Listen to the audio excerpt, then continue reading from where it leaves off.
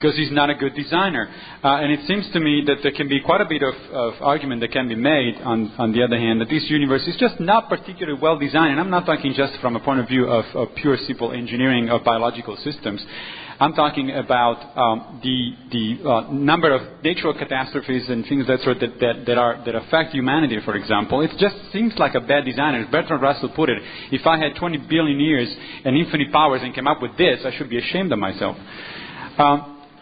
Also, Dr. Craig, very interestingly, I think, pointed out the necessity of compromise when you design something between competing factors. Well, that's true for a human engineer, but remember that God actually chose the competing factors themselves. So either he was shooting himself in the foot by picking some factors that then led to a bad design, or he did the bad design on purpose. And either way, it just doesn't seem like a particularly convincing designer. Okay. Let me stop here for just 1 second, folks. I've got 20 minutes of 10 right now. That means we've been 2 hours and 10 minutes. If it's all right with you, we chatted if we have about 10 more minutes. All right. I think that would be about the time to stop questions, although we could go till midnight with the number of people standing around, and I apologize for that. It's been a very good discussion, but I think time constraints need to be watched in some sense. So, next question over here. Dr. Pigliucci, can you explain what you mean by universal morality versus objective morality? Yes, a universal morality would be a code of moral rules that applies regardless of time, period, of location in space, and conditions of any sort, biological, cultural, or otherwise. A local objective truth is a truth that applies to certain conditions in a certain environment and possibly in a certain particular kind of space. I think that the latter exists. I don't think that I don't see any evidence for the former. Yeah, I don't think this distinction makes sense because the local morality that he talks about is just a pattern of behavior that has been ingrained into the organism by sociobiological development. And so I don't see that there's anything moral about it. Morality is prescriptive, not just descriptive. And what he suggested as local objective morality is merely a description of behavior patterns that sociobiological evolution ingrains into us. And I think that it's evident this isn't objective because if you were to say, run the film over again, start the initial conditions up again and let evolution proceed, you might evolve a totally different set of moral values in that locale. Totally different mores or creatures, so that it shows that it's not really objective. These are just habit patterns that biology and sociology have laid on us. They're not objective moral duties. Actually, since I have some time left for my reply, let me reply to that. I think that's a mischaracterization of the argument that I was making. That kind of morality is prescriptive in the sense that I showed at one point in one slide that you can actually come up with pretty objective and pretty sophisticated mathematical models to predict which conditions, which kind of rules will actually work and which kind of rules will not work. That is prescriptive. It's not just a description of what's out there. The description comes in. Why should an organism obey those instincts that as I said before, sociobiology... Extinction is final. That's why you should obey that. Yes, see, that's just practical. That's not... Most of the world is. Yeah, but morality... Next question. All right. One of these days we should have a counterpoint like this for 2 hours and see what we get. Yeah, really should. Okay, I want to talk about eternity and time. Your Kalem cosmological argument equivocates on the conceptions of time. Premise 1 first assumes God's atemporal... Slower. Okay, I'm trying to get it through. At first it relies on establishing that God is atemporal, that there's a relational view of time, that time, in order to be able to have creation, can't have creation outside of time. Then you go back to an absolutionist view of time by... you need that for a principle of determination. You can't have the principle of determination, which you use to demonstrate between a unpersonal cause and a personal cause, because if you don't have an actual affinity of events, then... I'll let him have some of my time for my 2 minutes. I want to hear the rest of the objection. Okay. I was also saying the whole point between distinguishing personal cause and a personal cause is because you can't have a intemporal cause and create something that is finite in time. But it seems that you fall back on an actual infinity I'm sorry, I'm real bad at this. You depend on the actual affinity, I guess, before the creation of the universe for you to have the principle of determination. Okay. No, I don't think I do at all. I think do that what? Yeah. What I'm arguing is that time must have a beginning, and that therefore the cause of the universe transcends time as it exists alone without the universe. And what I'm suggesting is that if those causal conditions that are sufficient for the existence of the universe are timelessly present, then the universe should be timelessly present as well. It would be impossible for those causal conditions to exist, and yet the effect of those causal conditions not to coexist with it. Otherwise, they're not sufficient conditions. So if the causal conditions are timelessly given and they are sufficient for the effect should be coexistent with the cause. But in fact, that's not the case. What we have is a universe with a beginning, a temporal beginning.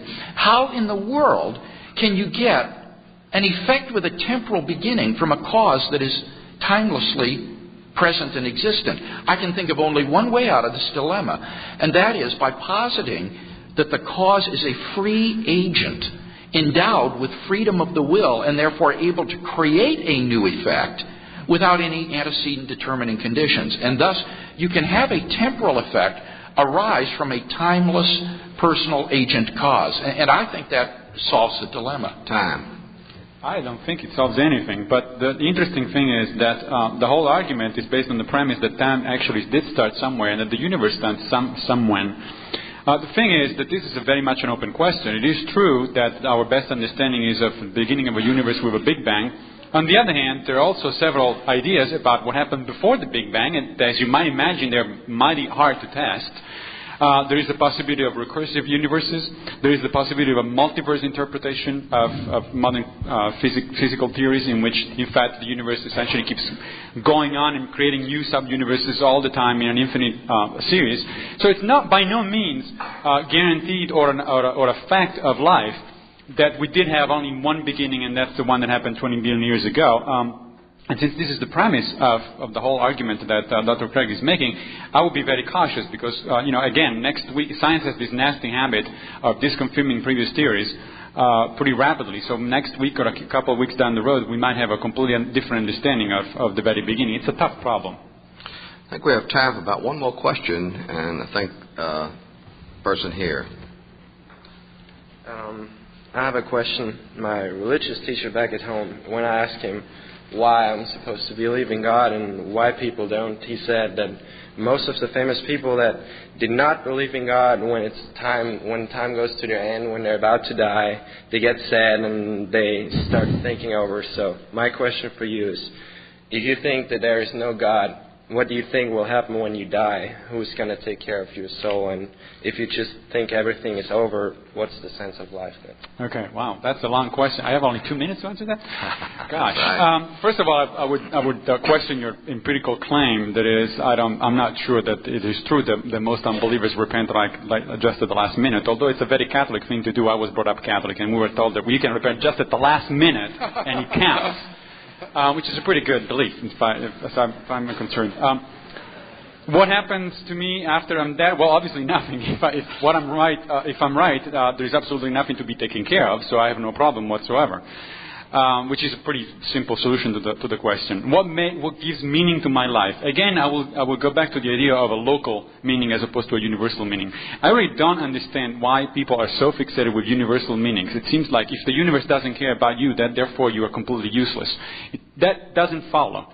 And in fact, we never apply that kind of reasoning in our lives. In practice, I mean, a smaller version of the same argument would be that if the rest of the planet doesn't care about me and about what I think and do and write, for example, then my life should be meaningless because only a few friends and family actually care.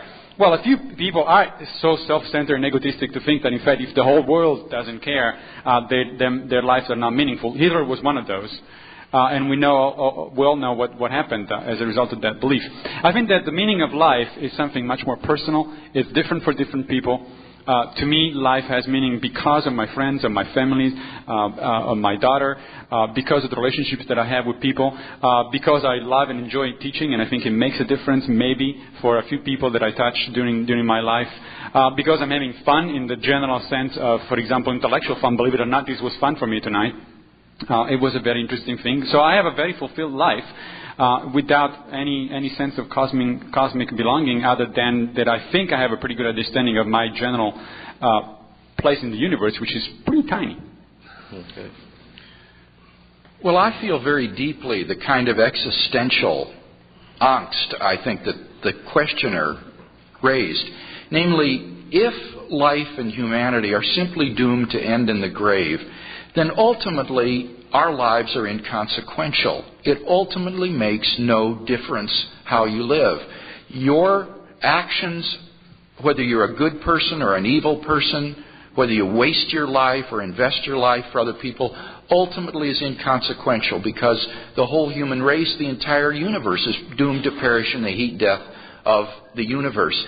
So that I think atheism really is a deeply existentially troubling view. And this isn't just coming from a Christian. This is what atheists themselves have said. Sartre, the French existentialist, has said that atheism is a long and tortuous road. Camus said something similar. It leads to the absurdity of life, because life is ultimately inconsequential. It makes no difference how you live or what you do. Now, that doesn't prove that theism is true, but I think it provides deep existential motivation for asking the question and for having an open mind when you look at these arguments. Okay, folks, I've got 10 of 10. Now, I don't know how you two fellows feel. Would you like to continue to have a cutoff point absolutely a 10? Or, all right, yeah. Okay.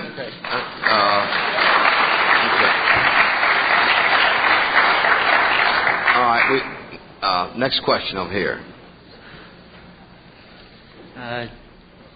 This is way back to your beginning opening arguments about infinity and yes. its concept. My question is there a way to distance yourself from your own thoughts, or do our thoughts define our reality?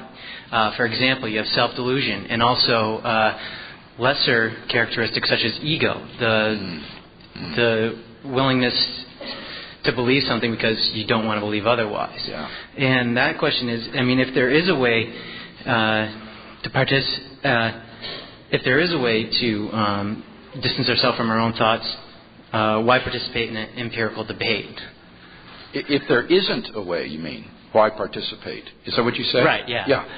This is a really good question, and I don't just answer this in an academic way, but I think you're absolutely right that the human propensity for self-deception and self-deceit is very, very strong. And in fact, that's actually a biblical theme.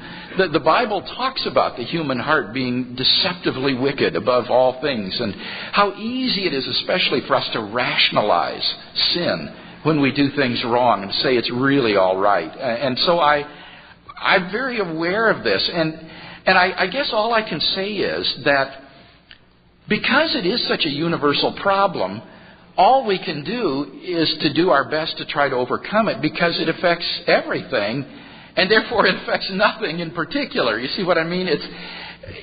Each one of us approaches the world from our own subjective standpoint and center of consciousness, and all we can do is try to be as objective as we can, to listen to our critics. I think that's a good thing to do, and to try to get feedback from others where others might see a blind spot in you. And not rationalize too quickly, but to listen to the feedback from third-person standpoints. And that can really help us, I think, to overcome, to a degree at least, this problem. But since it affects everybody, the theist and the atheist alike, it affects nobody in particular. So you're absolutely right to point this out, and all we can do, I think, is just try to do our best to